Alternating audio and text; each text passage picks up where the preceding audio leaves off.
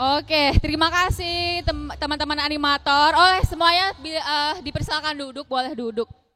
Oke, kita langsung aja ya teman-teman, kita langsung masuk ke kelas evangelisasi. Akan dipandu sama moderator kita, Ko Andri, dipersilakan Ko.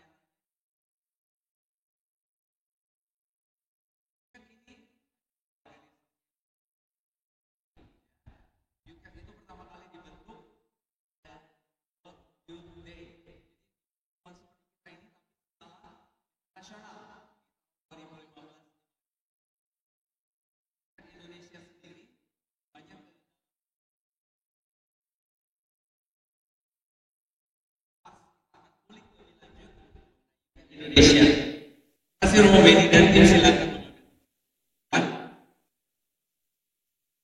Oke, kita sambut narasumber kita yang kedua, yaitu Romo Joseph Susanto PR,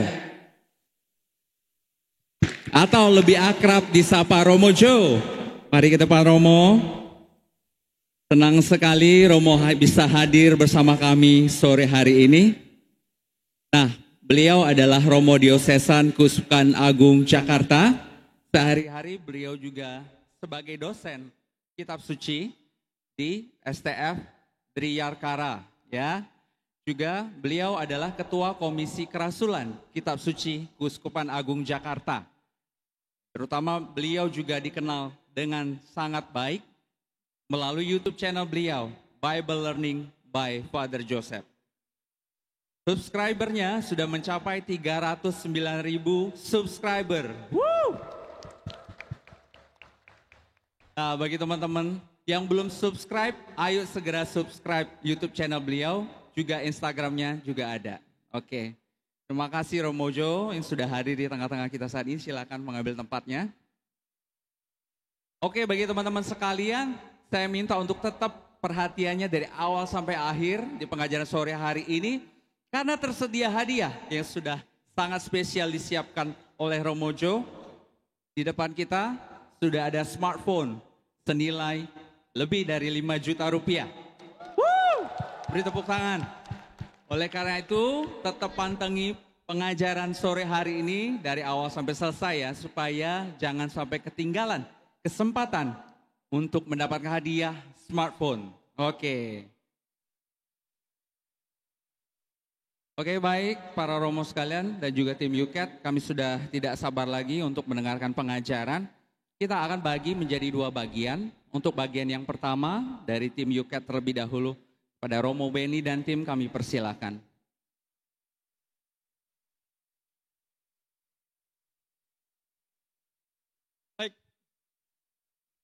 Selamat sore teman-teman semuanya. Apa kabar? Baik, senang lihat teman-teman sangat bersemangat sekali YD ini. Selamat sore juga pada Romo F. Samping saya juga ada teman muda nanti akan sharing juga dari UKED. Baik. Teman, kesempatan ini saya ingin pertama melihat atau mengajak teman-teman melihat sesuatu yang apa atau sebenarnya mengapa sebagai orang muda Katolik itu diperlukan untuk mengenali atau memahami tentang evangelisasi. Baik. Tadi next. Oke, saya mau cerita, mengawalinya saya mau cerita dahulu. Ketika saya masih seusia remaja, lalu saya melihat seorang teman. Nah, dia aktif sekali di OMK, aktif ikut kegiatan, ke sana, pergi kemari. Lalu suatu ketika, saya mendengar informasi ketika saya masuk seminari, saya mendengarkan informasi yang tidak menyenangkan bagi saya. Saya sangat aktif kalau ada pertemuan OMK selalu datang, mengisi acara, sebagai MC dan sebagainya. Tapi kemudian saya sangat prihatin ketika dia kemudian keluar dari gereja Katolik. Lalu saya bertanya-tanya, kenapa keluar? Mengapa meninggalkan gereja? Mengapa dia kemudian tidak ada lagi di gereja Katolik? Waktu berlalu, saya tidak pernah mengerti kenapanya. Lalu dalam perjalanan, saya kemudian renungkan ketika di Romo, kemudian berpastoral, bertemu dengan saya kemudian bertanya, apakah benar Katolik? Apakah dia benar Katolik? Saya juga bertanya pada teman-teman, apakah teman-teman benar-benar Katolik dan yakin sebagai orang Katolik? Apa sih sebenarnya yang membuat diri kita benar-benar menjadi Katolik dan yakin sebagai Katolik gitu ya. Nah, ini suatu hal yang klasik. Waktu homili muda merasakan bahwa homili Romo itu membosankan. Romo itu bisa berhomili, misalnya begitu. Maka lebih baik ambil smartphone dan kemudian lebih baik mungkin posting di Instagram, kata-kata dan sebagainya. Tapi pertanyaannya adalah mengapa? Mengapa kok anak muda itu kemudian membiarkan dirinya kemudian ngambil smartphone dan sebagainya? Saya bertanya mudanya, apakah kita menyalahkan anak-anak? Ada, misalnya dari teman-teman tahu sendiri di gereja kadang-kadang ada orang yang berjaga, lalu mengantar tamu misalnya, lalu menegur anak muda itu, jangan pakai handphonenya, atau menegur atau keluar kamu kalau nggak. Tapi apa benar masalahnya di situ? Atau juga apa benar masalahnya di homilinya Romo? Gitu. Itu pertanyaan saya. Mungkin bukan itu. Yang kedua, ini aktif OMK tapi nggak paham iman. Seringkali saya tanya kepada teman-teman muda juga yang aktif, kalau Anda mau ditanya, kenapa sih gereja itu satu, kudus, katolik, dan apostolik? Apa artinya? Gitu. Seringkali kita nggak bisa menjawab. Seringkali kita nggak bisa memberikan jawaban. Atau kemudian misalnya ada teman kita datang. Saya dari Keuskupan Surabaya, saya orang Surabaya dan saya sebagai dosen juga di Widya Mandala. Saya seringkali berjumpa dengan mahasiswa. Dan ketika mahasiswa itu ditanya, ada orang tanya tentang imannya, lalu tanya misalnya contoh sederhana, kenapa orang Katolik harus misa? Tuh misalnya begitu, tidak bisa jawab. Atau misalnya pertanyaannya, mengapa Bunda Maria dikandung tanpa noda? Tidak bisa jawab. Lalu kemudian diberi informasi yang berbeda. Atau ada pertanyaan juga, ada pertanyaan seperti ini, semua gereja sama saja kan? Kita kan sama-sama ikut Yesus Kristus. Apa bedanya? Gereja A, B, C dengan gereja Katolik sama saja tuh. Apa yang terjadi terhadap saya juga prihatin terhadap misalnya survei itu mengatakan bahwa kesulitan cari jodoh. Lalu ada temannya, mungkin ada orang dari gereja A itu lebih aktif. Lalu kemudian mempertanyakan, ikut Yesus sama saja. Lah, teman-teman kita muda, orang Katolik muda kita itu ditanya, dicerca, saja toh, kita kan sama. Ada bedanya. Nyanyinya juga mungkin beda-beda. Tapi kita kadang-kadang sekali lupa bahwa gereja Katolik itu luas misalnya. Gereja Katolik itu banyak. Mau cari yang karismatik ada. Mau cari yang meditatif ada. Mau cari yang loncat-loncat ada. Mau yang cari yang tenang-tenang juga ada. Tapi seringkali ada orang mengatakan, oh ya liturginya seperti itu membosankan misalnya. Pertanyaan-pertanyaan itu selalu timbul di dalam diri kita. Lalu, ya ini juga, saya juga prihatin satu hal juga. Saya bertanya-tanya, bahwa banyak orang muda itu jago kandang. Artinya apa? Nah, kita jago kandang dalam arti begini, seringkali bahwa ada fenomena yang mengatakan bahwa Katolik ya sudah di sini saja, santai saja dan sebagainya. Padahal dahulu gereja Katolik itu punya tokoh-tokoh hebat, Pranseda misalnya, I.J. Kasimo, misalnya Monsignor Sugio Pranoto, yang 100% Katolik, 100% Indonesia. Luar biasa, dan mereka adalah tokoh-tokoh yang merubah negara ini menjadi negara yang besar. Di balik, kadang-kadang di balik layar, tapi mereka, dan ada keprihatinan, juga kita ternyata sekarang lebih banyak di gereja saja, berliturgi, berseminar, atau apa, tapi yang bisa diberikan. Lalu, pindah iman karena pasangan, tadi saya tanya, ya kamu nggak tahu, kamu ikut aku aja, kan begini. Ini semua karena apa teman-teman? Gitu. Karena kita semua kadang-kadang tidak tahu tentang ajaran iman kita. Kita kadang-kadang tidak mengerti tentang iman kita seperti apa sebenarnya. Sehingga ketika kita ditanya, sehingga kita diserang, sehingga kita kemudian kemudian mungkin kita di gereja pun tidak mengerti. Inilah teman-teman mengapa Yuket Indonesia itu hadir juga untuk mencoba menemani para kaum muda untuk kemudian ayo semangat bahwa kita sebagai orang Katolik yang sejati tidak bisa menjadi Katolik sejati kalau kita sendiri sebenarnya tidak mengenal iman kita. Apakah teman-teman yakin tetap Katolik kalau tidak tahu iman kita? Apakah kita tetap akan mengaku Katolik kalau teman-teman tidak ngerti apa Bunda Maria dikandung tanpa noda? Apakah teman-teman tetap akan Katolik kalau teman-teman mengakui bahwa tidak bisa membahas tentang gereja Katolik adalah satu, kudus dan apostolik? Apakah kita akan tetap mengakui orang Katolik kalau kita tidak mengerti, tidak membedakan gereja A dan gereja B? Inilah mengapa pentingnya evangelisasi. Evangelisasi sejati adalah seperti kalau Francis mengatakan dan Sorbonne dulu mengatakan bahwa dari orang muda untuk orang muda. Kalau kita mau berkata kisah yang sejati sebagai anak muda bahwa tidak juga hanya dari romo-romo, tidak hanya juga dari para katekis, tapi kita juga bisa berkata kisah. Kita masing-masing bisa berevangelisasi, tapi kuncinya adalah mengerti tentang iman kita.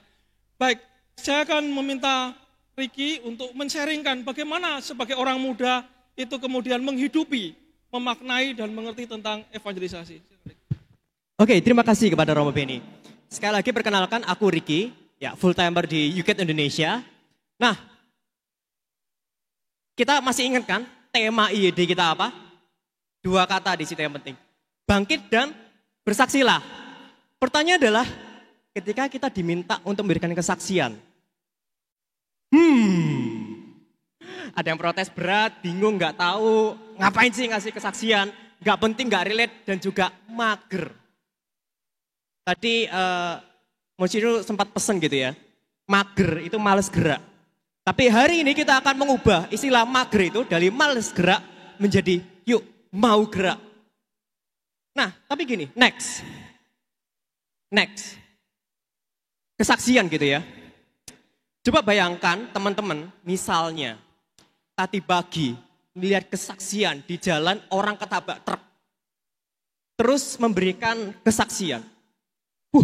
Aku tadi lihat ada orang ketabrak truk. Pasti kan kerasa gitu kan ekspresinya. Atau mungkin seperti gambar ini, orang dapat hadiah duit 1 miliar. Atau yang nanti misalnya ya, yang dikasih Romojo HP. Itu kan pasti kerasa gitu kan. Yuk ada senyum-senyum gitu kan. Pasti kerasa senyumnya, pasti kerasa ketika dia ngomong, nggak cuma soal omongan, tapi juga tubuh, bahasa tubuh. Atau mungkin next, yang suka main game gitu ya. Ada yang suka main Genshin Impact, bayangkan ada ngepul, dapat bintang 5 segitu banyaknya. Itu udah pasti pengen dibagikan gitu kan, pengen sombong gitu kan. Nah persis seperti itu sebenarnya teman-teman, ketika kita memberikan kesaksian. Pertama kita harus mengalami, kedua dari pengalaman itu, momen apa sebenarnya ditangkap. Next. Maka pertanyaannya adalah, sebagai orang Katolik, hal istimewa apa yang bisa kita tawarkan kepada teman-teman kita? Entah itu yang sama Katolik, entah itu yang enggak. Dan jawabannya ada di buku Duket teman-teman. Next. Tidak ada hal istimewa lain kecuali orang istimewa, Yesus Kristus. Itu yang menjadi pusat kesaksian kita. Dan hari ini kita akan membedah Duket nomor 315. Panjang coba penjelasannya, tapi saya coba rangkum. Next. Jadi kalau saya membahasakan ya, yang kita wartakan sebenarnya cuma ini. Momen wow bersama Tuhan Yesus. Posisikan teman-teman seperti para murid setelah Yesus mati. Kan Yesus mati kan. Orang-orang murid-murid masih membayangkan Yesus itu sebagai manusia, sebagai guru. Mati. Kecewa. Terus melihat makam kosong. Bayangkan ekspresinya. Makam kosong. Yesus bangkit. Yesus bangkit. Kayak gitu. Atau mungkin yang lebih kerasa lagi di Galilea. Ketika Yohanes Rasul melihat. Itu Yesus. Terus coba apa yang dilakukan? Langsung renang. Kelamaan naik kapal, kelamaan dayung, tak renang. Begitu luar biasanya merasakan kesaksian itu.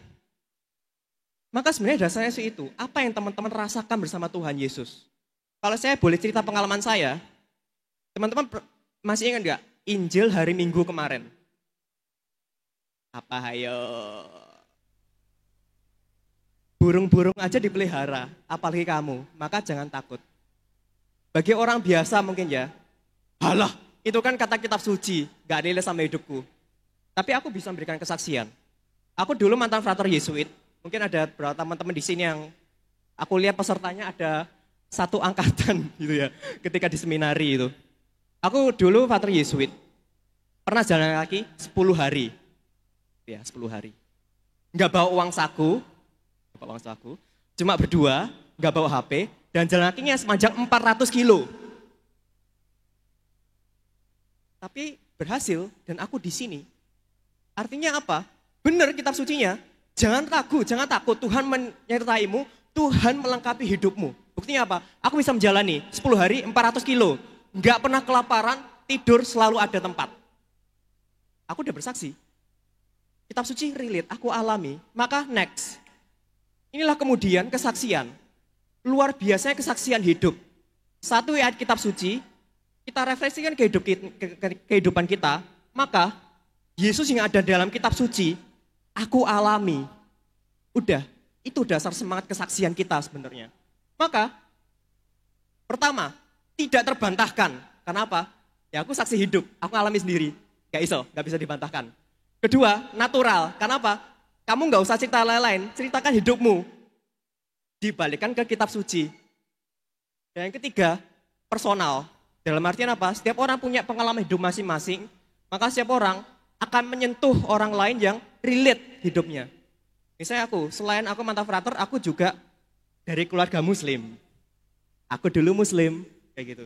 Maka aku akan relate kepada teman-teman yang berjuang mencari iman dari kelompok muslim. Dan keluarga aku Bhinneka Tunggal Ika guys. Mau cari Islam, Hindu, Kristen, Buddha, Katolik semua ada. Konghucu ada. Maka aku juga akan relate dengan teman-teman yang berjuang dalam keluarga yang majemuk. Yesus menjadi personal dan menyentuh dan relate. Nah, salah satu pertanyaan tadi gitu kan, yang itu bagaimana kalau kita berhadapan dengan yang beragama lain? Maka next. Saya juga memberikan kesaksian bahwa tahun lalu, persis tahun lalu ya di tanggal ini, saya berada di situ guys. Jadi saya diundang ke Amerika untuk ikut summer class di Amerika tentang dialog lintas agama. Dan di situ di antara 20 peserta, cuma saya yang Katolik. Ya lain ada Katolik Koptik tapi Katolik Ortodoks. Yang Katolik Roma, Vatikan cuma saya doang. Jadi saya sendirian di situ. Next, maka apa yang perlu kita pegang? Dan yang saya pegang juga ketika pengalaman saya tahun lalu. Pertama, tadi, pengalamanmu adalah kesaksianmu. Dan itu gak terbantahkan. Kenapa? Aku ngalami sendiri guys. Kayak gitu.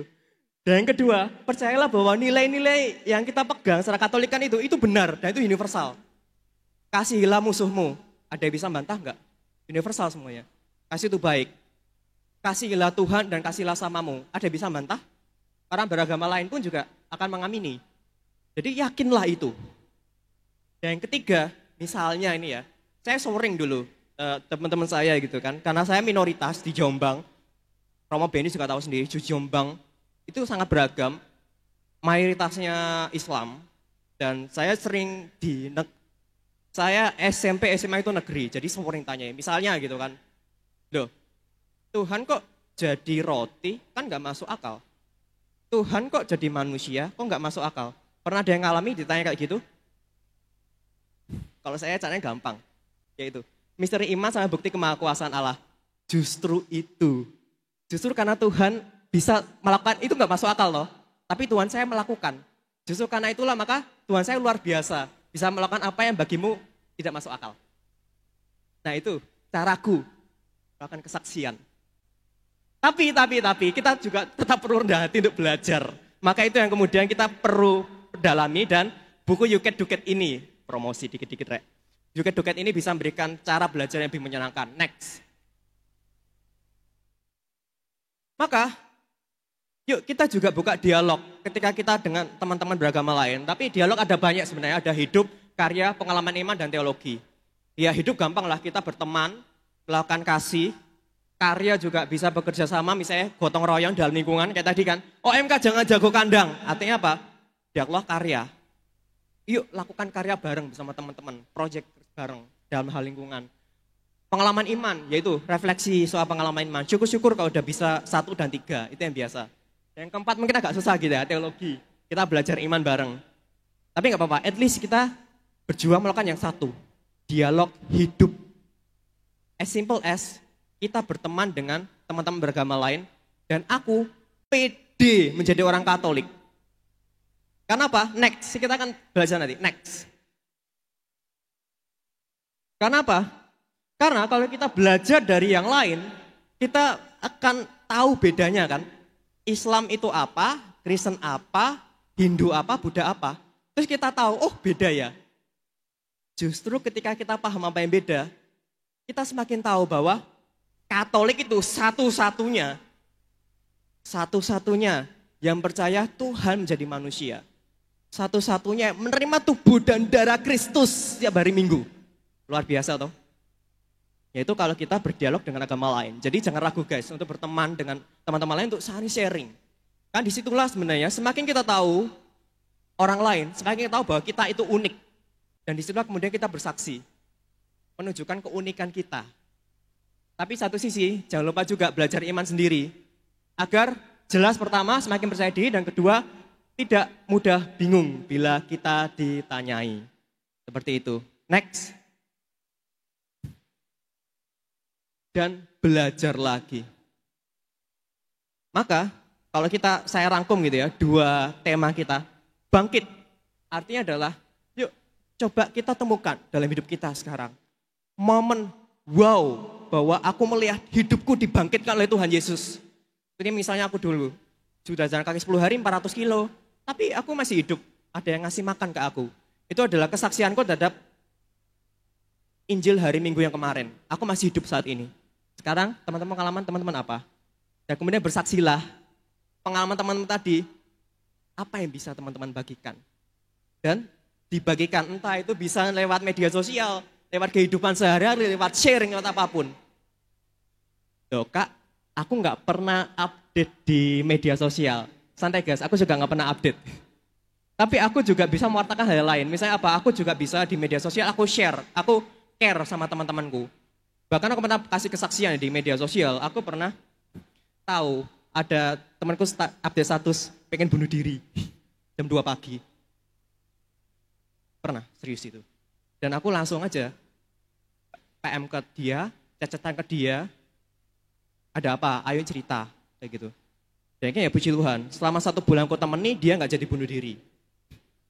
Jadi kita pun juga bisa menjadi pewarta dalam artinya menjadi sahabat-sahabat yang care di media sosial, peduli. Jadi bisa kita mewartakan secara keluar, kita bikin status, bisa juga kita care dengan status teman-teman lain. Seperti pengalaman saya tadi, sudah 3 kali mungkin saya pernah mengalami status seperti itu. Lihat status teman-teman, subuh-subuh gitu. Terus waduh pengen bunuh diri gitu. Sudah 3 kali kayak gitu. Dan ya itu cara-cara kita. Dan next, Yuket juga menawarkan metode sederhana sebenarnya. No Save It Express. Ini yang Yuket tawarkan dalam kita untuk belajar. No, tentu saja pengetahuan iman. Kita dalami kitab suci yang mungkin akan didalami sama Romojo. Jadi kita tahu Yesus yang ada dalam kitab suci. Lalu kita sharekan berbagai pengalaman iman.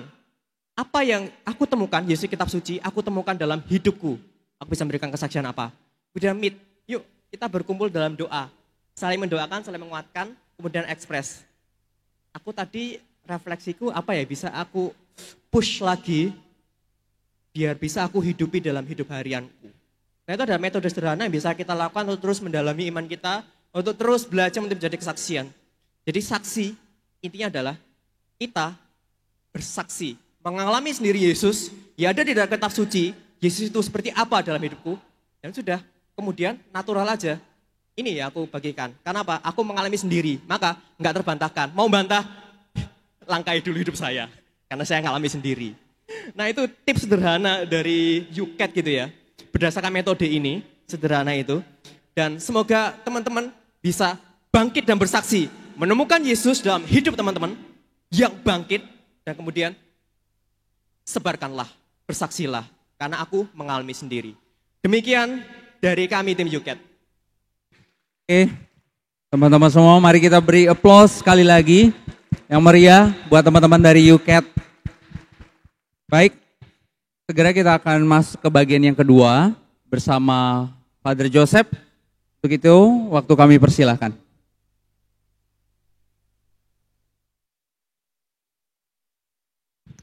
Selamat sore semuanya.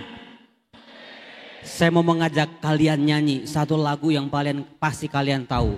Tapi perlu keheningan khusus di tempat ini. Nyanyinya seperti ini. You break my heart with my heart. You break my heart with my heart. Gila, lagu itu besar banget gitu ya. Seperti film-film Disney gitu. Seperti orkestra. Yang ketawa pasti dari pagi sampai malam kita buka TikTok, buka Instagram, isinya gituan semua. Betul apa betul? Sampai sadar nggak sadar kita hafal lagu itu. Karena diem-diem sih lagunya juga jadi enak sih sebetulnya. Tapi teman-temanku yang terkasih, kalau hal-hal yang sorry to say stupid seperti itu, hal-hal yang ya kacangan seperti itu bisa mendobrak, bayangin di Twitter ranking 1, di Instagram, di TikTok ranking 1, bayangin. Kalau hal-hal yang receh seperti itu bisa mendunia, kenapa? Hal-hal yang bernilai, sabda Tuhan, nilai-nilai kekatolikan, nilai-nilai hidup. Tadi pagi siapa yang baca di TikTok, di Instagram, jangan berikan sesuatu yang berharga kepada babi. Ada? Gak ada. Siapa yang tadi pagi baca di TikTok, Instagram, kamu lebih berharga daripada burung pipit? Gak ada. Padahal ayat-ayat kitab suci itu TOP BGT. Tetapi kenapa gak viral? Kenapa lebih viralnya you break my heart with my half? Teman-teman, tadi udah dibilang saya itu katanya YouTuber. Saya lebih suka dikenal sebagai seorang imam karena jadi YouTuber itu cuman di sela-sela kecil dari kesibukan saya. Biasa siapa di sini yang punya channel YouTube yang sudah dimonetisasi? Ada? Kan kita kan kalau YouTuber itu gajian tiap tanggal 21. Sekarang nih tanggal segini nih saya lagi banyak-banyak duit ini. Biasanya saya lagi hambur-hamburin. Di depan meja itu ada 4 handphone dan 3 apa tuh wireless gitu. Saya akan berikan kepada Anda dengan catatan kalian simak betul-betul omongan saya dari awal sampai akhir. Nanti kuisnya berkaitan dengan apa yang saya materi-materi saya gitu. Termasuk saya akan sudah menilai dari tadi siapa yang jogetnya paling oke, siapa yang paling nyimak, siapa yang paling niat banget. Tenang, bisa jadi handphone yang itu adalah rezeki kalian. Oke, silakan next. Saya punya moto hidup seperti ini. Karena ia tahu jalan hidupku, seandainya ia menguji aku akan timbul seperti emas. Itu diambil dari Ayub bab 23 ayat 10. Kalau kalian punya enggak ayat emas, kitab suci itu kan tebel, ada ribuan ayat. Masa sih enggak ada satu kalimat aja yang betul-betul Romo kalau baca ayat ini kayaknya gue banget. Romo ayat ini itu tuh jalan hidup saya banget. Siapa yang sudah punya ayat emas dalam hidupnya? Oke, puji Tuhan. Kalau yang belum bisa cari dari sekarang. Ada begitu banyak kalimat-kalimat firman-firman Tuhan yang memang mewakili. Jangan dikira kita baca kitab suci. Tetapi sebetulnya diri kitalah yang sedang dibaca oleh firman Tuhan. Let the Bible read you. Ini kuncinya. Saya bisa mengatakan begini karena di usia saya ke-39, 8 tahun yang lalu, secara bersama-sama saya kehilangan papa saya Saya kehilangan kakak saya kehilangan kakak saya yang kedua karena kanker. Di usia muda semuanya. Semuanya meninggal di saat yang bersamaan. Waktu itu umur saya 39 tahun. Dan ada benjolan di sini gede banget waktu itu. Persis seperti kasusnya kakak-kakak saya. Waktu itu saya mengatakan sama Tuhan, Tuhan kalau bercanda udah dong. Ini bercandanya udah nggak lucu lagi. Kalau mungkin papa saya dipanggil oke lah sudah tua. Tapi baru aja air mata belum kering udah kakak saya yang pertama kanker payudara. Itu kalau orang kanker itu kan udah tinggal tulang sama kulit ya. Kalian punya nggak saudara-saudara yang kena sakit kanker? Kasihan betul-betul. Itu bukan cuma badan yang habis, dompet juga habis. Iman juga tergerus. Dan saya harus ngalamin itu 3 kali. Dan ada sesuatu benjolan di punggung saya. Singkat cerita, setelah pergulatan panjang, saya disembuhkan oleh Tuhan. Dan saya berjanji sama Tuhan, Tuhan, saya yakin penyakit saya ini pasti punya tujuan. Pasti punya rencana yang lebih besar. Maka kalau engkau sembuhkan saya, pakai saya sehabis-habisnya. Itulah alasan mengapa saya menjadi seorang YouTuber. Jam 4:30 pagi ketika kalian masih tidur, saya sayap gitu. Terus di kepalanya ada lingkaran. Terus kalau jalan gak nginjek tanda. Kalau nyanyi, haleluya, haleluya. Enggak. Kita adalah pendosa, punya kelemahan, tetapi kita ditarik oleh Tuhan. Jadi jangan tunggu suci dulu, jangan tunggu nggak punya dosa dulu, baru terlibat dalam evangelisasi pribadi. Yang kedua, coba ketika kita sudah berevangelisasi pribadi, dicek orang-orang yang tinggal di sekeliling kita merasakan apa enggak. Jangan kita udah mewartakan, mempertobatkan orang-orang di seberang pulau, tapi di rumah aja lu kalau makan aja lu gak pernah berdoa gitu misalnya. Lu aja kalau teleponan sama pacar lu sampai malam-malam gak pernah rosario misalnya. Lu aja jadi kayak kemakan gitu loh. Kita bisa hebat di luar tapi belum tentu kita hebat di rumah kita sendiri. Betul apa betul? Kadang-kadang malu Romo. Malu sama orang tua, malu sama kakak, malu sama adik. Ketika kita video call gitu ya, halo guys, ayo kita berdoa. Adik kita, cie bohong nih gitu.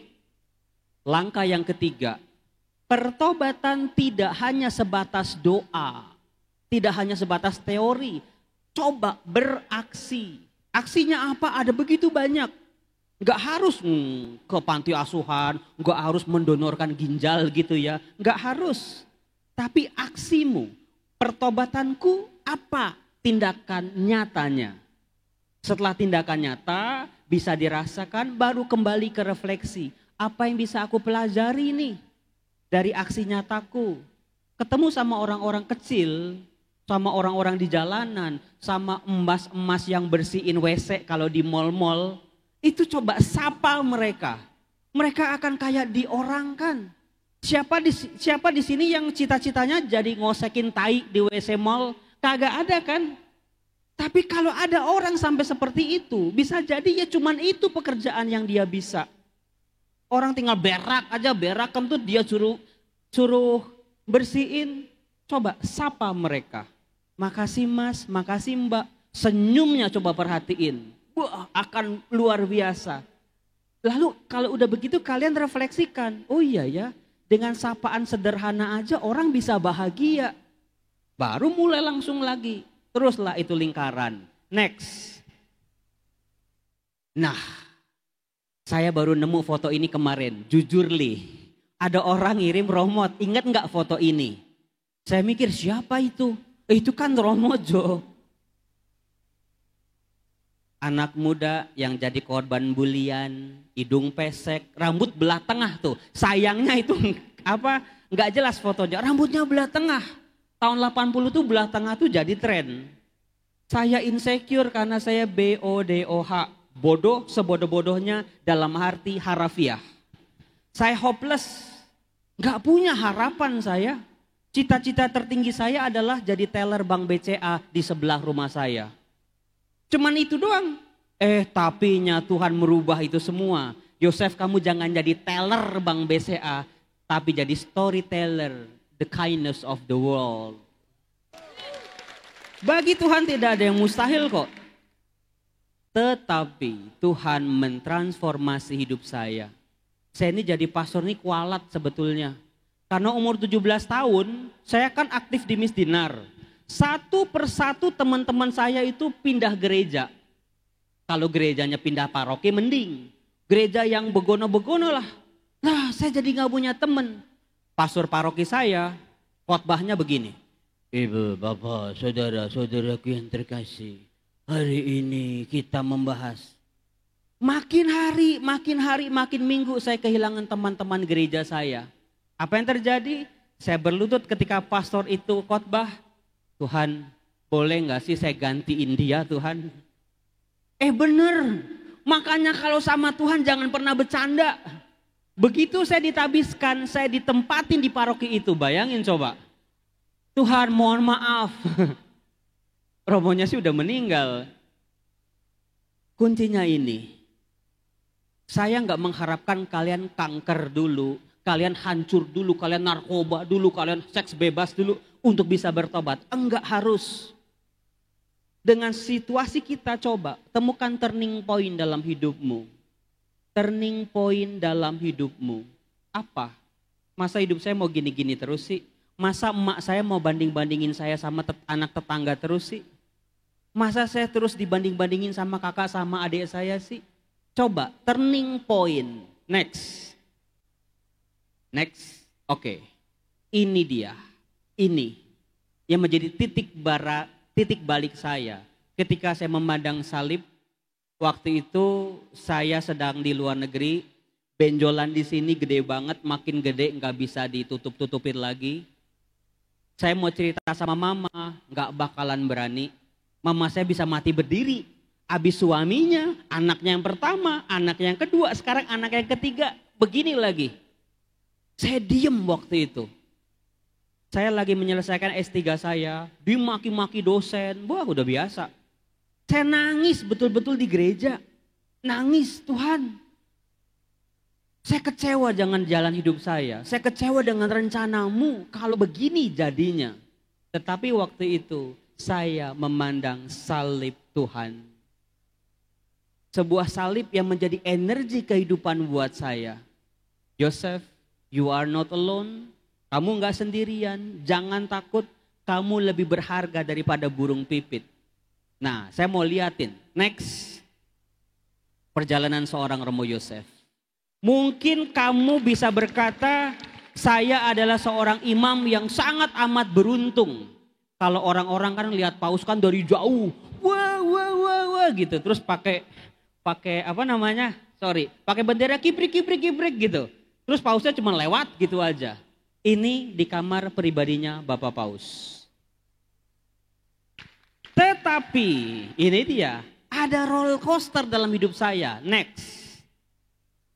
Ini. Kalian tahu saya lagi berdoa di mana? Saya lagi berdoa di makam Tuhan Yesus di Yerusalem. Jelek-jelek gini saya udah keliling dunia ya karena belajar kitab suci. Disinilah saya berasa Tuhan, apapun yang terjadi, mau mati hari ini, mau mati besok, mau mati 10 tahun lagi, I will do my best as a priest. Dan you know what? Ketika saya udah berserah sama Tuhan, dulu waktu sakit, Tuhan kenapa? Why me? Bahasa Italianya perché? Kenapa Tuhan? Kenapa begini? Kenapa begitu? Tuhan jawab aja kagak. Boro-boro, Yosef. Kagak.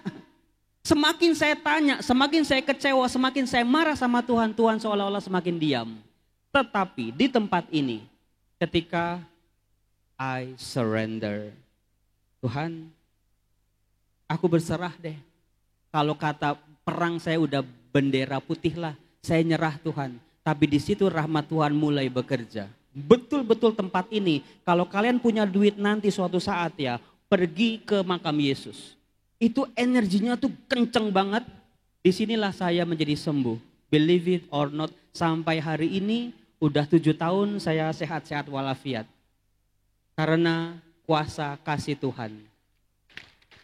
Jadi turning point, temukan turning point dalam hidupmu. Apa itu? Next.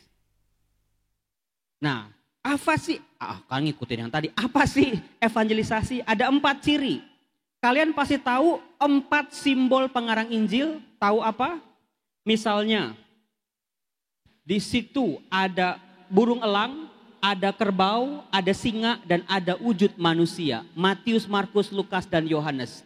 Tempekah kamu, masing-masing binatang itu punya arti. Misalnya begini, elang. Burung elang kekuatannya apa? Dia jeli bisa melihat. Evangelisasi harus pinter-pinter melihat peluang. Orang lain mungkin gak lihat, tapi kita perlu mata elang itu. Mana nih peluang-peluang nih yang belum dibikin, yang belum ada, yang orang lain gak bisa, tapi aku bisa. Yang kedua, itu kerbau. Kerbau itu kan kerjanya dari pagi sampai sore dia bajak tanah. Artinya evangelisasi harus berani capek.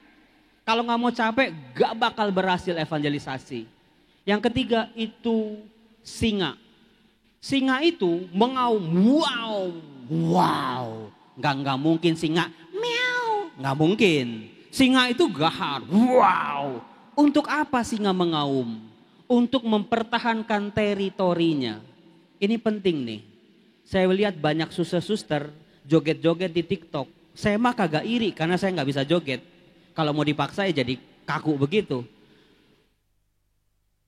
Kita orang Katolik harus tahu teritori kita apa sih yang harus kita lindungi, yang harus kita kuasai apa. Jangan sampai teritori kita dikuasai oleh orang lain. Misalnya ketika suster joget-joget, romo-romo joget-joget itu bagus, tapi ketika ngomong firman Tuhan, blaem-blaem. Artinya dia nggak menguasai teritorinya. OMK, apa teritori yang harus kalian kuasai? Harus kalian lindungi, apa? Dan jagalah itu dengan separuh nafas kalian. Kemudian yang terakhir manusia. Binatang-binatang tadi sebagus-bagusnya mereka tetaplah binatang. Evangelisasi harus bisa berbahasa kasih seperti manusia. Bisa mengenal kelembutan, bisa mengenal cinta kasih, bisa mengenal pengampunan. Binatang-binatang gak bisa. Next. Gong terakhir dari saya. Evangelisasi berkhotbah itu ada 2 sebetulnya. Yang satu bungkusannya bagus banget, bagus, cakep, menarik, keren. Tapi kalau dilihat dalamnya zong. Ini orang khotbah bagus banget nih, lucu nih, keren, menarik nih. Tapi isinya sebetulnya muter-muter di situ aja. Di satu sisi lain, kita dengerin khotbah Romo itu baru lihat wajahnya dia aja kita udah males. Panjang banget. Semuanya dibahas, semuanya diomongin. Nggak menarik secara packaging. Tapi sebetulnya isinya bagus. Kalau kalian pilih yang mana coba? Siapa yang isinya bagus, luarnya jelek? Isinya bagus, luarnya jelek. Kayak duren gitu ya, isinya kan bagus, luarnya jelek. Siapa yang isinya jelek, luarnya bagus? Saya waktu itu bertanya, kenapa kita nggak menciptakan isi bagus, packagingnya menarik? Kenapa nggak bisa kayak gitu? Menarik tapi ada isinya. Berisi tetapi di packagingnya bagus. Kenapa harus memilih kalau tidak dua-duanya? Betul nggak?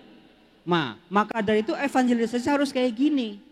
Jujur lagi, saya sudah mendidik 300 anak muda untuk menjadi YouTuber. Tapi jujur saya gagal. Romo kok nggak secepat Romo subscribernya. Romo kok yang nge-like kok lambat banget. 10 orang itu juga cuman papa, mama dan keluarga saya doang. Dan saya nonton 5 kali. Jadi YouTuber itu nggak sembarangan sebetulnya. Kalau kita konsisten, ini dia yang orang muda harus belajar. Nggak di like, nggak ditonton, tetap bikin, tetap bikin, tetap bikin. Percayalah teman-teman, anak kecil berak 7 menit, penontonnya 30 juta guys. Itu anak kecil berak gitu doang. Anak kecil beli cupang 60 juta yang nonton. Masa kita ngomong firman Tuhan atau lakukan sesuatu yang baik, masa nggak ada yang nonton sih? Itu patokan saya di situ. Next, saya mau mengajarkan Anda belajar dari orang gagal. Kalian pernah dengar nggak? Ada satu kisah dalam kitab suci, orang gila di Gerasa. Yesus pergi ke sebuah daerah di luar bangsa Israel. Dia berjumpa dengan seorang yang kerasukan roh jahat. Itu ada di Markus bab 5. Markus bab 5. Saya ulang 2 kali berarti penting nih. Markus bab 5. Orang ini bayangin kalau Anda baca nanti. Dia diikat, dia dirantai. Dia itu tinggal sendirian di perkuburan. Dia nyemplungin dirinya ke air, dia membakar dirinya. Bahkan dikatakan dia memukul-mukul dirinya dengan batu. Kalau baca kitab suci coba pakai imajinasi. Kira-kira orang kayak gitu seganteng Masnya ini enggak? Coba berdiri. Dia dibakar, dia masuk ke air, dia mukul-mukul diri dengan batu, dia dirantai, kayak gini enggak mulusnya? Enggak mungkin, terima kasih. Pasti bonyok, pasti itu udah kotor, berdarah-darah, nggak jelas. Dirantai guys, ini manusia apa binatang ini? Anjing kalian di rumah aja dirantai juga pakai rantai yang nggak yang ketat-ketat banget. Ini manusia ini dirantai. Dia ditinggal di pekuburan, artinya apa? Dia dibuang sama saudara-saudaranya, sama keluarganya. Lalu dia berjumpa dengan Yesus, terjadilah kesembuhan. Yesus mengusir roh jahat itu. Lalu orang ini yang sudah sembuh mau ikut Yesus. Tetapi Yesus menolaknya. Ini yang mengagetkan. Yesus menolak orang ini untuk ikut dengan dia. Pergilah, katakanlah kepada bangsamu, kepada tetangga-tetanggamu apa yang diperbuat Tuhan kepadamu. Kalau secara teori orang ini gagal. Mau ikut Yesus, gagal. Yesus menolak dia. Tapi tempekah Anda? Ternyata begitu orang-orang dari Gerasa datang melihat waktu itu kan Yesus mengusir setan itu masuk ke berapa babi? 5.000 babi nyemplung. Langsung orang-orang Gerasa pergilah. Yesus pun gagal. Misi pertama Yesus pergi keluar daerah luar Israel gagal total. Maka jangan pernah takut minder, mundur kalau kalian gagal. Coba terus. Dan luar biasanya ada kisah perempuan Sirofenisia yang percaya. Yang anaknya juga kerasukan setan. Yesus setelah beberapa hari datang lagi ke tempat itu. Ada seorang perempuan, seorang ibu datang kepada Yesus. Kasihanilah aku, anakku kerasukan setan dan sangat amat menderita. Pertanyaan saya, tahu dari mana ini ibu? Yesus itu bisa ngusir setan. Tahu dari mana dia? Kan dulu belum ada Instagram. Waktu Yesus nyembuhin kan enggak begini. Tahu dari mana? Dari orang yang sembuh di Gerasa itu. Betul-betul dia berevangelisasi. Dia mewartakan tentang Yesus. Sehingga betul-betul ketika Yesus datang lagi orang udah pada kenal. Lalu yang menariknya lagi adalah ketika Yesus masuk lagi ke tengah-tengah daerah orang asing, Tirus dan Sidon, dikatakan banyak orang berbondong-bondong membawa orang-orang sakit, orang-orang kerasukan setan untuk minta disembuhkan. Pertanyaannya lagi, dari mana mereka-mereka ini tahu Yesus itu sakti mandraguna? Yesus bisa punya kuasa menyembuhkan, mengusir roh jahat. Dari orang yang tadi disembuhkan, orang sakit, orang gila di Gerasa itu. Jadi saya percaya tidak ada sesuatu pun kalau kita berevangelisasi itu dikatakan gagal. Nggak ada. Kalau kita tetap mau terus, pasti akan ada hasilnya. Baik, sekian dari saya Romo Yosef. Terima kasih.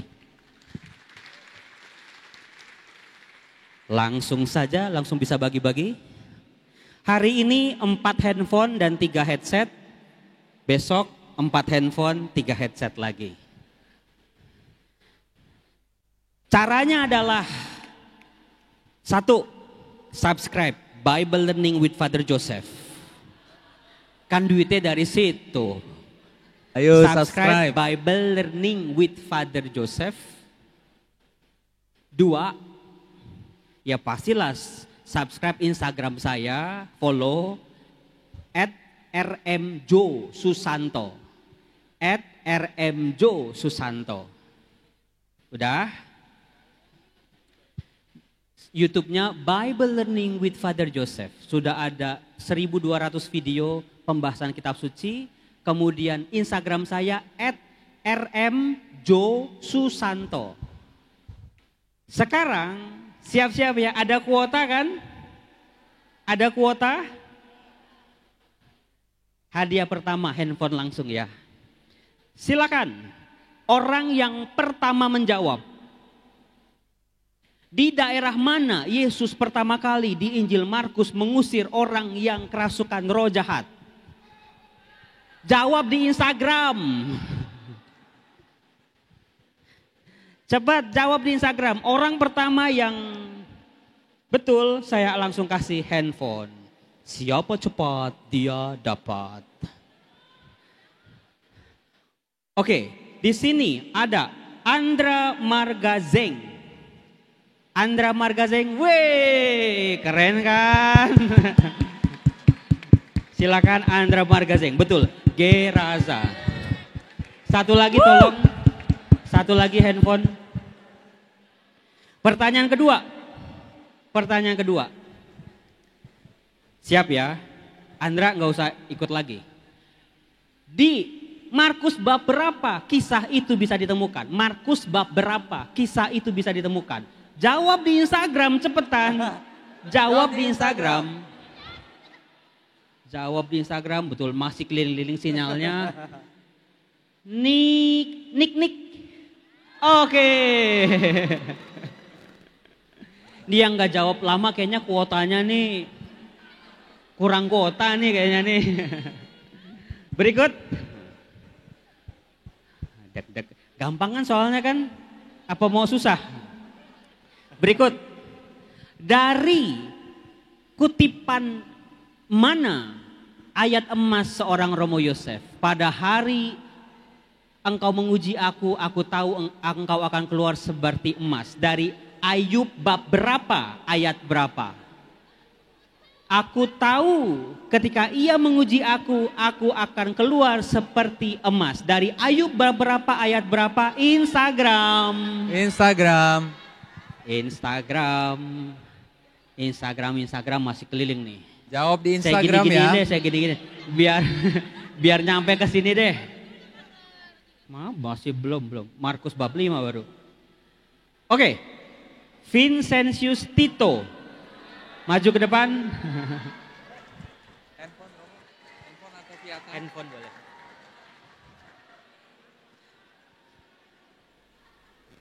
Tapi betul ya udah subscribe ya Bible Learning ya. Oke.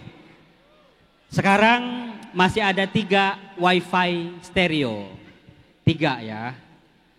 Langsung aja kalau gini cepet-cepetan, nggak usah pakai Instagram. Nggak usah pakai Instagram. Cepet-cepetan tunjuk ya. Tolong Andre lihat. Yang pertama, di kota apa? Di kota apa makam Tuhan Yesus berada? Oh, yang paling belakang.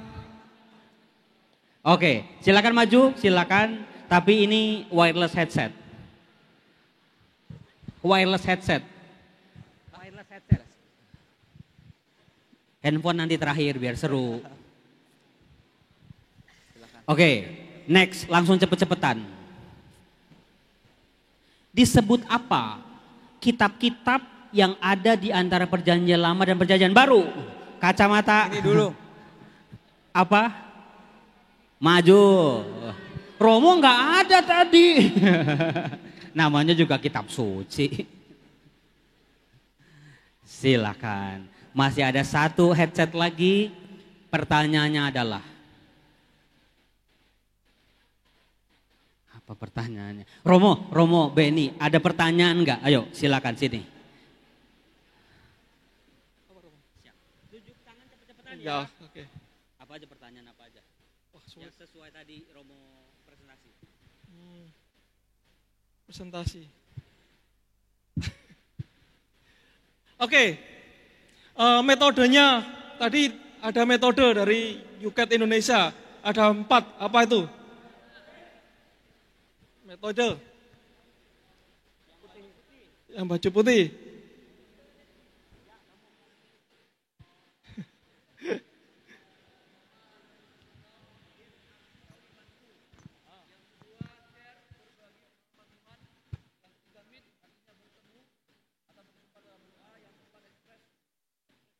Oke, benar, makasih.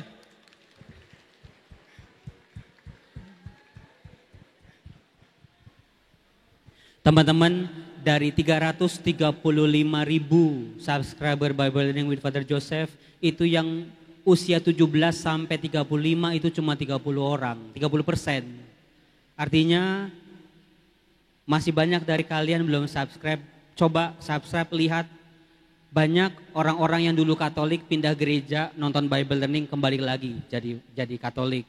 Banyak saudara-saudara kita yang beragama lain gara-gara nonton Bible Learning mau dibaptis. Puji Tuhan, banyak anak-anak muda yang jatuh ke gnostik, ke ateis, praktis, menemukan kembali imannya. Jadi kalau kalian lagi ada kuota, lagi ada wifi gratis di rumah tetangga gitu ya, silakan buka-buka video-video Bible Learning with Father Joseph gitu ya. Siapa sih yang udah sebelum hari ini sudah subscribe Bible Learning, siapa sih sebetulnya?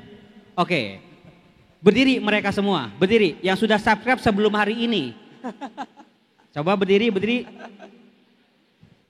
Udah 1, 2, 3, 4, 5, 6, 7, 8, 9, 10, 11. Siap-siap ya, pertanyaan ini buat kalian. Video Bible Learning with Father Joseph yang ditonton 3 juta viewer adalah apa? Oke.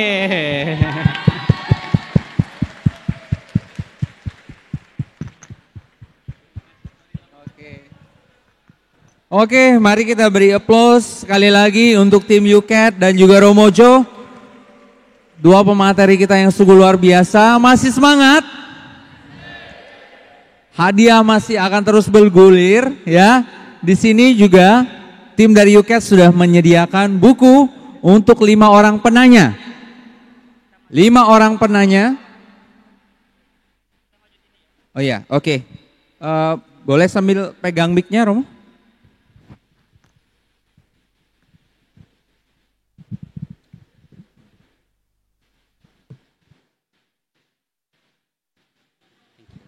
Karena kalau duduk di belakang nggak kedengeran apa-apa. Ditas dulu, Romo. Maaf, powernya mungkin yang merah. Oke. Saat ini kita memasuki sesi tanya jawab. Mungkin bisa 2 pertanyaan dulu ya Romo ya. Langsung dijawab, nanti 2 lagi. Oke, baik. Siapa yang ingin bertanya silakan angkat tangannya. Akan menambah poin, siapa tahu juga akan dapat buku. Oke, mungkin dari, nah yang cewek ini ya, yang kacamata ya, silakan. Silakan dari tempatnya, langsung.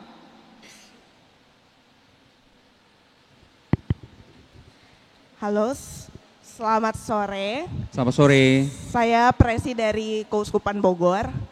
Ingin bertanya kepada Romo Joseph. Ini terkait dengan kesaksian. Sebenarnya saya yakin setiap orang pasti punya cerita di hidupnya tentang Tuhan Yesus.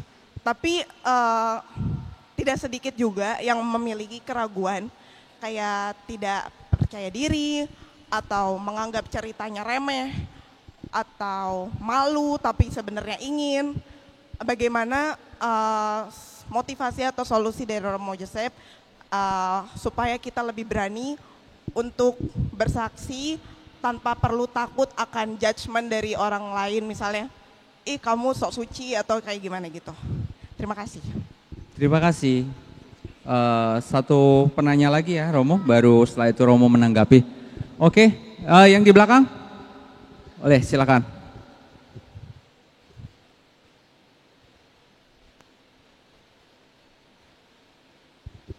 Baik, selamat sore semuanya. Perkenalkan nama saya Brian dari Keuskupan Bandung. Mau bertanya bagaimana peran anak muda dalam menyambut pesta politik di mana banyak sekali framing-framing perbedaan yang ada gitu. Bagaimana kita sebagai anak muda menyikapi hal tersebut? Terima kasih. Oke, apakah sudah jelas pesta politik bagaimana sebagai anak muda Katolik menanggapinya? Oke, sudah 2 pertanyaan, mungkin dijawab dulu ya. Dari Romo Jo dulu. Langsung saja, percayalah kebaikan dan ketulusan adalah bahasa yang jujur. Kalau kita udah nggak jujur, kita main sandiwara, terus kita memberi kesaksian di YouTube gitu ya, orang akan ngerasa kok, oh ini kayaknya bohong, kayaknya tipu-tipu. Itu yang pertama, yang penting jujur dan tulus.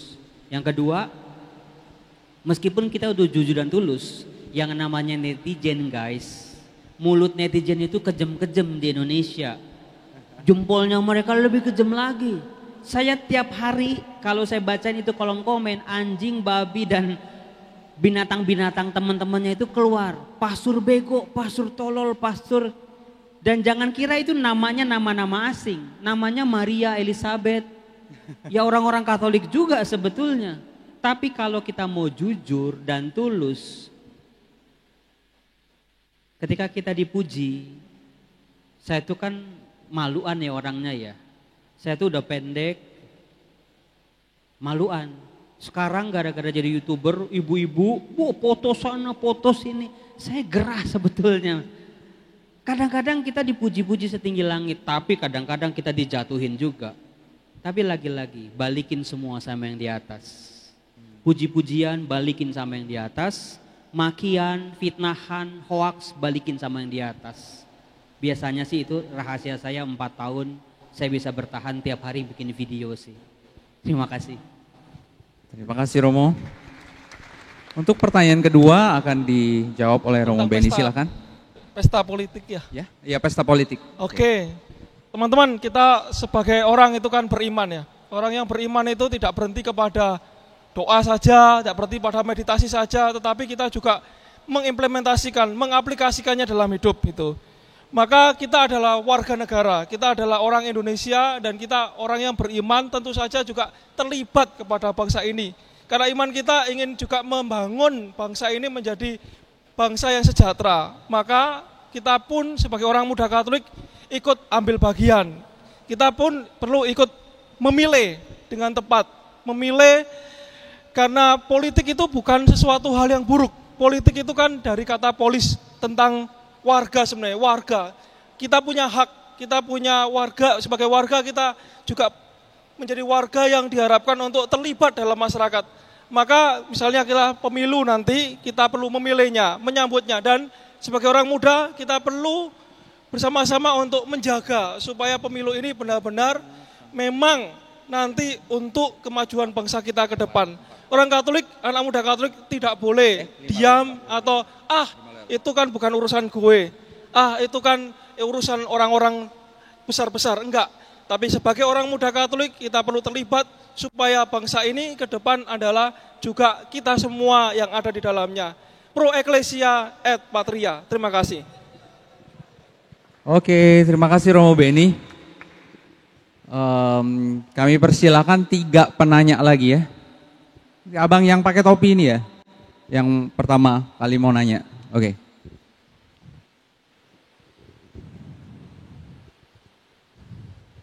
Salve. Terima kasih atas kesempatan yang diberikan. Perkenalkan, nama saya Yendo dari Keuskupan Agung Kupang, NTT. Dari Kupang, oke, silakan. Yang ingin saya tanyakan dari pemateri soal penjelasan tadi, Yuket itu lahir dari kegelisahan. Salah satu kegelisahan soal fenomena anak muda itu adalah pindah agama karena pasangan. Nah, fenomena ini di daerah saya, khususnya di paroki saya, itu di daerah NTT, fenomena ini bisa dibilang menjadi satu tren karena kemajemukan. Ada saudara-saudara kita dari gereja muda, Kristen Protestan yang ada di situ, dan beberapa keluarga itu menikahnya ekumene. Jadi salah satu entah ayah atau ibu itu dia tetap Katolik dan salah satunya tetap beragama Protestan dan mereka hidup rukun. Nah, figur-figur seperti itu kemudian menjadi contoh sehingga anak muda Katolik kemudian berpikir, ya sudah, permasalahan beda agama tidak apa-apa. Menikah saja, nanti urusan pembagian anak itu tergantung kesepakatan. Jadi anak mana yang mau ikut ayah, ya ikut. Anak mana mau ikut iman ibu, ya ikut. Nah, yang ingin saya tanyakan, bagaimana itu menjadi satu persoalan serius ataukah memang itu harus diteruskan? Terima kasih. Oke, terima kasih. Mau langsung ditanggepin Romo Beni atau? Ya, silakan. Oke, memang kita di Indonesia tidak bisa tidak menutup kemungkinan bahwa kita itu menikah, misalnya teman-teman muda akhirnya memilih pasangan lalu beda. Ya, tetapi cinta dan iman itu juga perlu dipikirkan kembali. Karena orang yang beriman teguh, iman itu kan berikanlah yang terbaik untuk Tuhan dan memang juga kita bisa memberikan yang terbaik untuk pasangan. Oleh karena itu ketika kita benar-benar ketahui, menghayati iman kita, tentu saja orang kemudian juga menghayati imannya dan memilih dan menjaga imannya itu. Ketika itu beda pasangannya, beda agama, tentu saja kita perlu berdialog, perlu dialog. Cinta itu bukan buta, cinta itu juga rasional, cinta itu juga perlu dijelaskan dengan baik. Maka teman-teman, kalau kita menyebut kata toleransi, seringkali orang itu salah berkata toleransi, dalam perkawinan lalu toleransi. Toleransi bukan ya sudah saya ikut ini, saya ikut itu, enggak. Tetapi kita benar-benar tahu iman kita, maka kita bisa memahami juga iman pasangan, misalnya teman-teman punya pasangan yang beda. Tetapi seringkali adalah karena kita tidak mengenal iman kita, kemudian kita takut, kemudian kehilangan. Atau kita takut kemudian berdialog. Tapi kalau kita bisa, pasti ada jalannya, ada jalan keluarnya. Inilah yang perlu dibangun sebenarnya ketika kita menikah beda agama. Tetapi diharapkan kita semua pertama memilih yang sama, Mengapa? Karena tantangannya akan lebih sulit kalau itu menikah beda agama seringkali. Percecokan terjadi karena nggak cocok ini dan itu. Nah, maka sebelum menikah, seorang itu perlu memastikan dengan benar. Kalau memang tidak bisa menikah sesama agamanya, tapi kalau memang bisa, tidak ada masalah. Bukan berarti kemudian menikah dengan sama agama itu tidak ada masalah. Bahkan kadang-kadang seringkali lebih banyak masalah ketika itu tidak ada komunikasi. Karena apa? Tadi itu. Karena seringkali kita tidak memahami iman kita dengan benar, seringkali kita tidak mengerti apa itu arti perkawinan, seringkali kita tidak mengerti tentang mengapa harus menikah. Seringkali anak muda sekarang itu pokoknya temanku menikah, aku menikah. Temanku sudah punya pasangan, aku punya pasangan. Bahkan anak muda sekarang saja nggak ngerti artinya punya anak misalnya. Udah free child aja, nggak punya anak.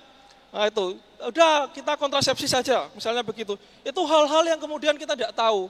Maka teman-teman kita perlu tahu, memahami dengan benar. Apalagi banyak persoalan di dalam kehidupan keluarga dan perkawinan. Begitu ya teman-teman, tetap semangat. Terima kasih. Oke, terima kasih. Untuk penanya selanjutnya, nanti ada yang ini ya, tapi Mas yang di belakang itu duluan tadi. Oke, yang baju apa itu, merah ya? Oke, silakan berdiri. Baik, terima kasih atas kesempatan yang diberikan kepada saya. Oke. Romo, di sini saya bertanya, bagaimana tanggapan kita terhadap orang yang memberikan anggapan atau asumsi terhadap kita, terkait kita yang seringnya mengikuti kegiatan-kegiatan OMK dan yang terlibat aktif di gereja terutama. Dan khususnya itu, kita itu sebagai laki-laki yang dimana mereka itu menghujat atau memberikan kritik terhadap kita. Kamu laki-laki, mengapa kamu harus rajin sekali mengikuti kegiatan-kegiatan yang ada di gereja? Itu kan bisa saja perempuan yang melakukan tersebut.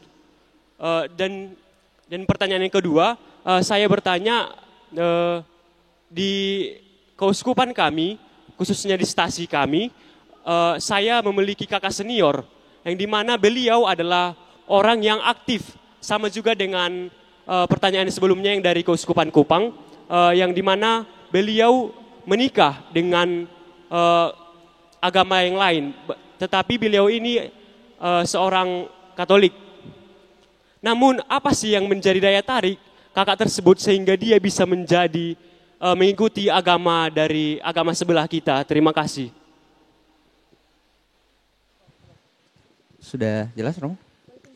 Baik, teman-teman, ini ada satu penyakit di Indonesia yang kagak seneng lihat orang seneng, yang bahagia ngelihat orang jatuh.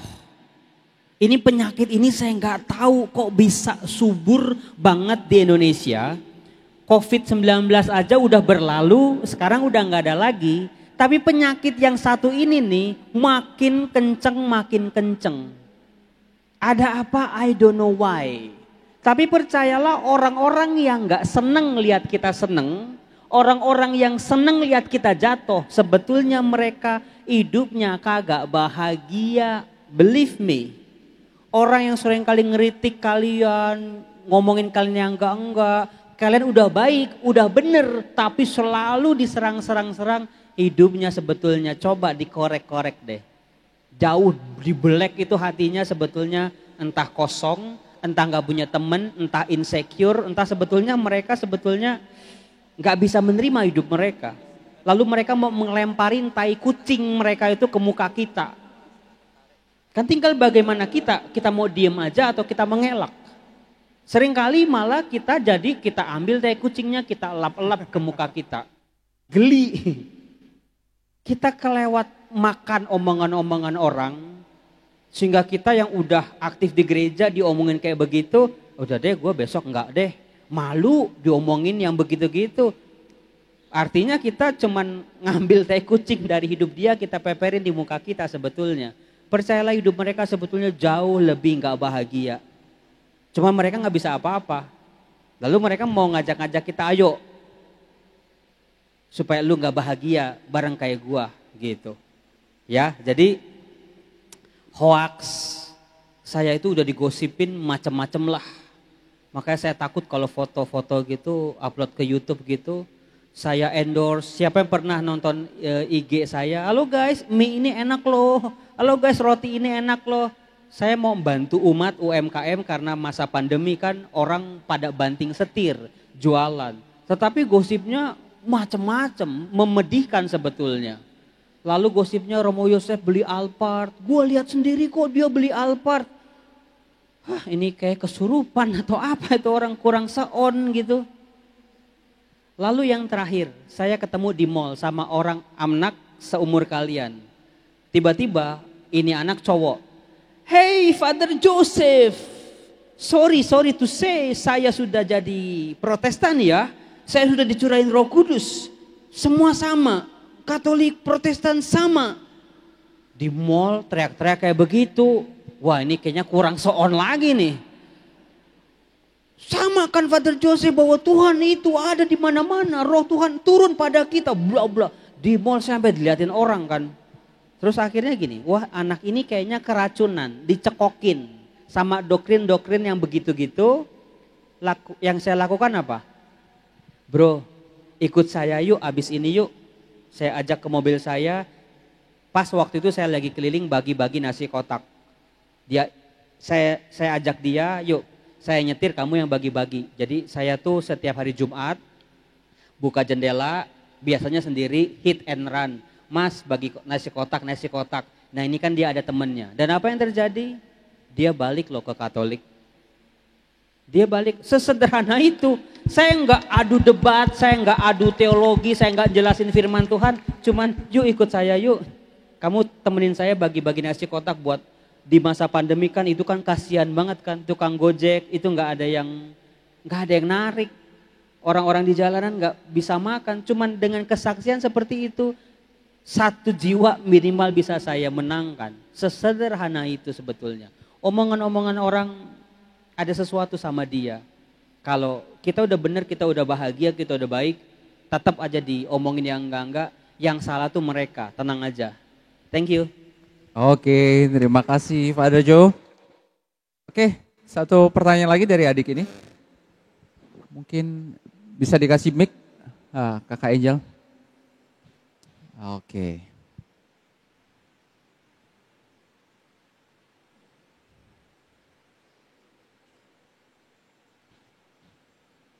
Perkenalkan, nama saya Mikaela, saya dari Keuskupan Timika. Oh, dari Timika. Oke, silakan. Saya ingin bertanya, kemanakah orang muda dapat mencari pendampingan dalam membuat suatu keputusan dalam hidup? Oke. Nih kalau Terima ada kasih. giveaway, saya kasih giveaway. Pertanyaan terakhir bagus banget ternyata. 1 juta rupiah beasiswa. Saya tuh nggak bisa lihat kalau punya umat OMK tuh bagus-bagus itu. Romo Beni yang jawab. Saya bagian giveaway-nya aja lah.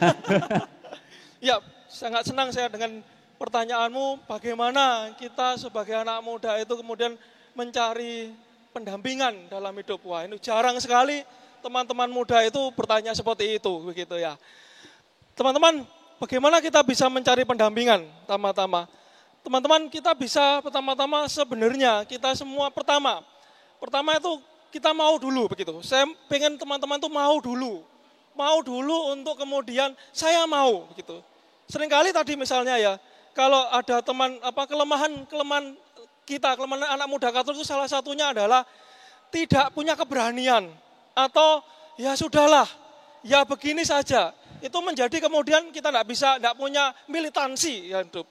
Itu yang paling penting. Yang kedua adalah kemudian kalau kita mau mencari pendampingan begitu. Pertama kita perlu pertamanya berani bertanya. Gitu, berani bertanya. Seringkali anak muda itu tidak pernah berani bertanya. Kurang bertanya. Berani bertanya ya paling ngerasani tok gitu atau yang gosipin. Bertanyalah. Nah, yang ketiga gitu. Kita tuh sebenarnya sudah banyak di dalam gereja tuh sudah banyak hal yang diberikan oleh gereja sebenarnya. Ya, salah satunya tadi misalnya ada banyak kelompok sebenarnya, ada pendampingan, ada komunitas yang belajar bersama. Pak Romo siap misalnya begitu. Lalu misalnya kami dari UKET, kami punya ada bahan-bahan untuk dipelajari, dibaca, dilihat, dipahami bersama-sama. Lalu yang keempat, buatlah kelompok teman-teman, buatlah kelompok. Kita tidak bisa bekerja sendiri, kita bisa bersama-sama, bergandengan tangan. Itu kelemahan kita. Seringkali kita itu lebih suka ngobrolin hal-hal yang biasa-biasa saja tentang pergaulan kita, tentang relasi kita. Tapi kita ada yang kurang. Pergaulan kita, pertemanan kita, coba kalau diobrolkan dengan pemahaman iman kita. Betapa kerennya itu. Betapa itu akan memberikan kepada kita, oh begitu menjadi orang Katolik. Itulah yang menjadi kelemahan orang Katolik. Sehingga kadang-kadang, kenapa kok gereja sebelah itu lebih kuat? Mereka itu memang militan, mereka itu memang diminta untuk, ayo cari orang lain, ayo cari satu lagi supaya masuk. Kita santai saja, ya itu. Jadi itu juga sekarang ayo bangkit dan bersaksilah sebagai anak muda. Itu baru kita bisa bertumbuh untuk kemudian benar-benar kita bisa berkembang. Pendampingan, saya kira Pak Romo siap dan teman-teman bertanya dan jangan malu. Dan ada kelompok-kelompok yang bisa dibuat. Terima kasih, begitu. Oke, terima kasih. Kamu namanya siapa? Mikaela. Mikaela, papa mama masih ada? Nanti kamu kesini kan naik pesawat. Beliin oleh-oleh buat mama papa. Orang tua tuh paling seneng kalau anak-anaknya inget sama orang tuanya. Sisanya buat uang sekolah. Oke, ya.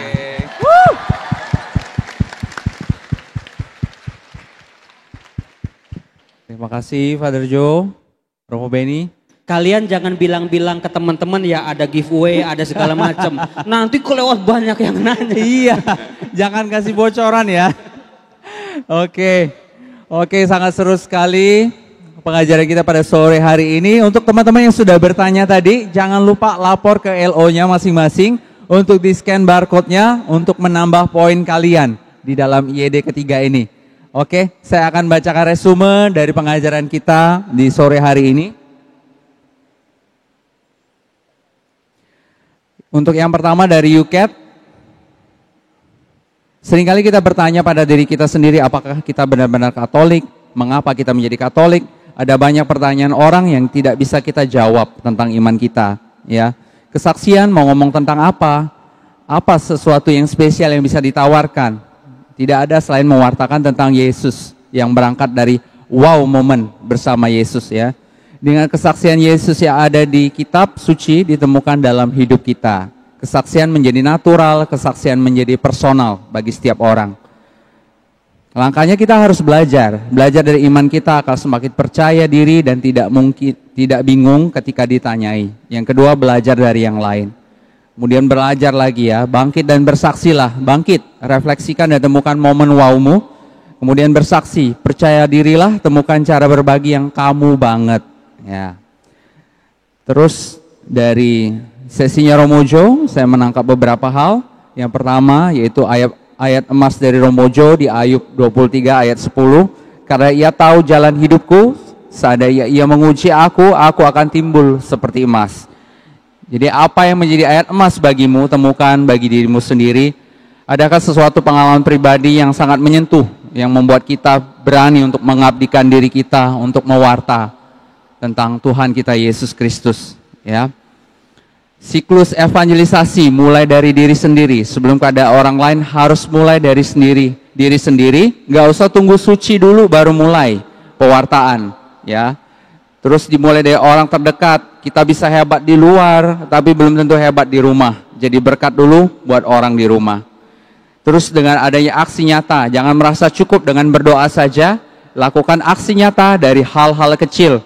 Misal contohnya tadi sapa orang-orang yang membantu membersihkan toilet, ya. Sore Bu, sore Pak, terima kasih untuk pelayanannya. Terus refleksikan dari hal-hal yang sudah kita buat mendalam ya setelah dilakukan.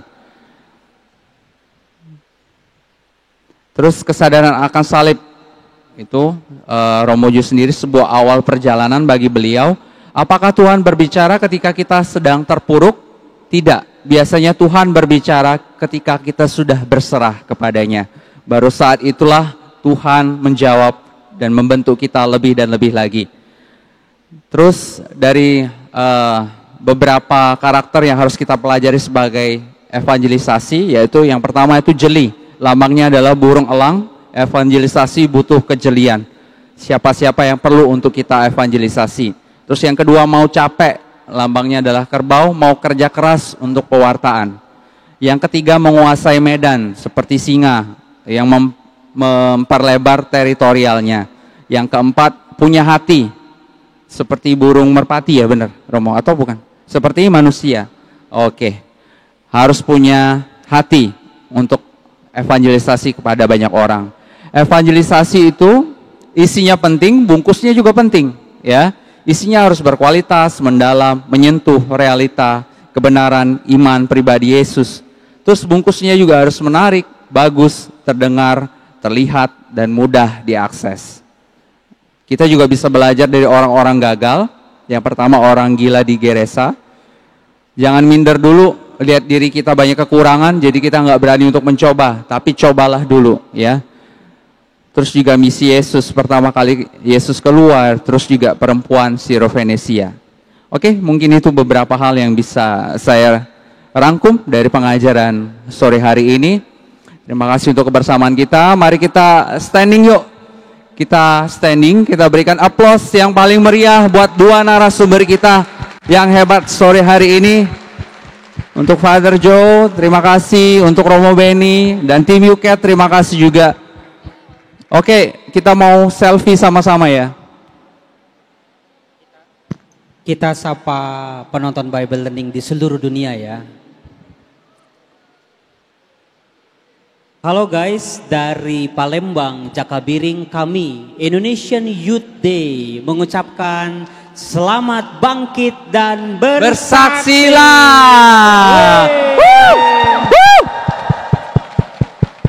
Terima kasih guys.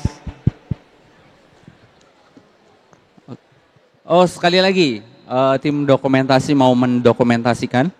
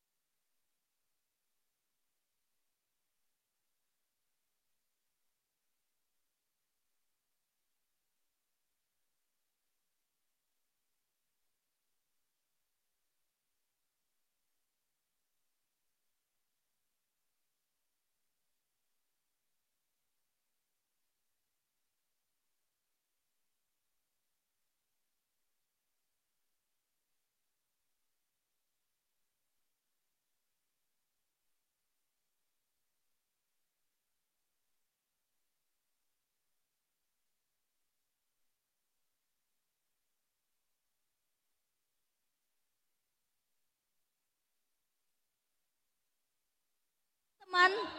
Iya, karena kakaknya deket kan ya. Itu juga ragu. Nah, maunya kita sebagai orang muda untuk ambil tindakan nyata juga jangan ragu-ragu. Ini beneran Kak? Ya gercep aja. Terima kasih. Kayak gitu. Kalau tahu pasti kayak gitu. Sayangnya tadi tidak tahu. Oke teman-teman, kita kan sudah selesai nih kelas katekese. Kelas apa tadi? Evangelisasi. Nah, sebelum kita melanjutkan ke sesinya, habis ini kita ada makan. Mungkin kita bisa lemesin dulu otot-otot kita. Boleh kita animasi dulu ya, teman-teman animator boleh bantu. Kita akan animasi sebuah lagu judulnya Jangan Kasih Kendor. Nah, semangat kita sebagai orang muda jangan sampai kendor atau apalagi molor, oke? Oke, boleh teman-teman boleh satu orang saja di tengah, duanya di sini biar teman-teman yang di belakang bisa melihat gerakannya juga. Satu di tengah sini, duanya di jalan. Nah, seperti itu. Teman-teman sudah tahu gerakannya? Belum? Belum Kak. Kita kasih tunjuk gerakannya dulu ya. Coba teman-teman animator kita gerak. Tapi mereka hanya memperhatikan dulu ya. Satu putaran lagu aja. Boleh abang-abang diputarin musiknya? Atas saja karena mereka masih mau lihat gerakannya, boleh mencontohkannya di atas. Teman-teman silakan disimak ya. Paling tidak satu kali putaran bisalah kita ingat-ingat gerakannya. Oke? Musik.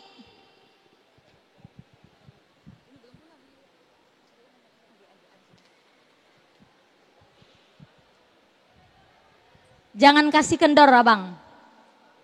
Oke.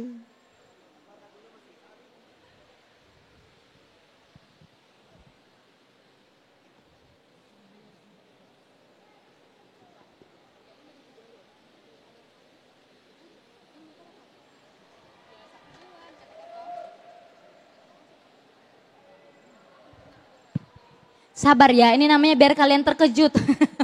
Terkejut, aduh kok lama. Itu kejutannya. Ini sengaja kok, sengaja.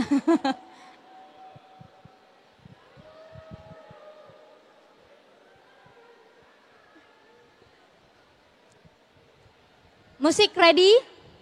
Kalau udah ready, burem pula nengok ke atas. Oke, sambil menunggu teman-teman, nanti di sini nanti lagi ngomong terputar pula musiknya kan terpotong. Nah, teman-teman bisa dilihat di sini ada sesuatu. Abang kalau sudah musiknya tahan bentar ya lagi ngomong. Nah, ini apa teman-teman?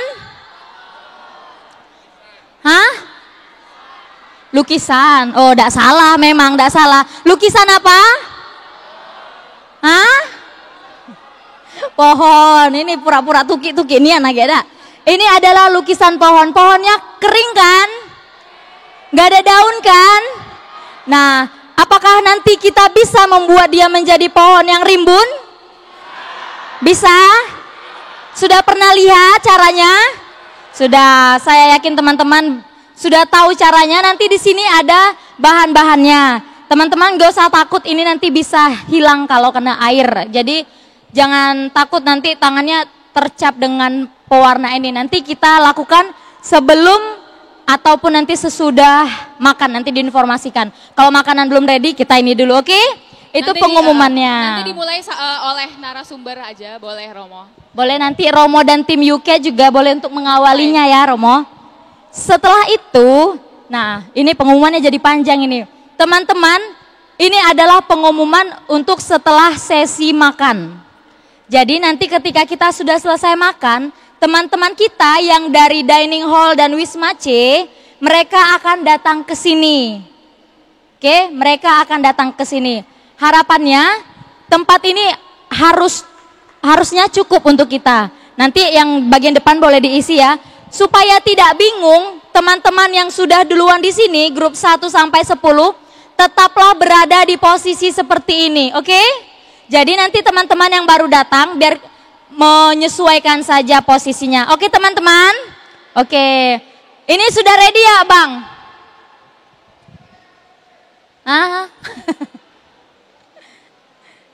Sabar ya guys.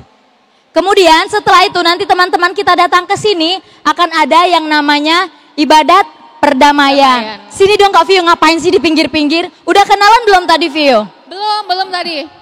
Atau udah ada yang kenal nih? Coba naik Kak Vio. Boleh. Udah silakan kenalan. Kalau sama aku udah kenal ya? Sudah. Belum, Oh ya udah. belum juga nih. Ya udah ikut kenalan lagi kalau gitu ya. Oke, silakan. Perkenalkan, nama aku Maria Alfionita. Aku di sini Angel. Biasa dipanggil Vio. Boleh dipanggil Vio. Terima kasih. Hai. Teman-teman gak kenal aku, yakin? Gila sih. Kemarin kan aku udah kenalan, masa gak kenal ya? Gak gitu Romo konsepnya.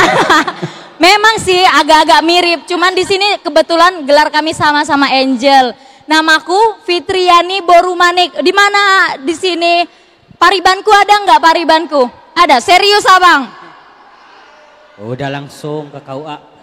Namaku Fitriani Borumanik, biasa dipanggil Fitri. Tapi kalau teman-teman mau panggil sayang juga boleh, oke? Hai sayang. Nah, teman-teman kami di sini Angel yang akan menemani di sesi kelas katekese evangelisasi. Jadi besok grup berikutnya juga bersama kami. Semoga teman-teman kalau melihat kami tidak bosan dan kalau ketemu dengan kami boleh disapa, oke? Oke. Musik ready? Oke, silakan. Kita joget bareng-bareng nih.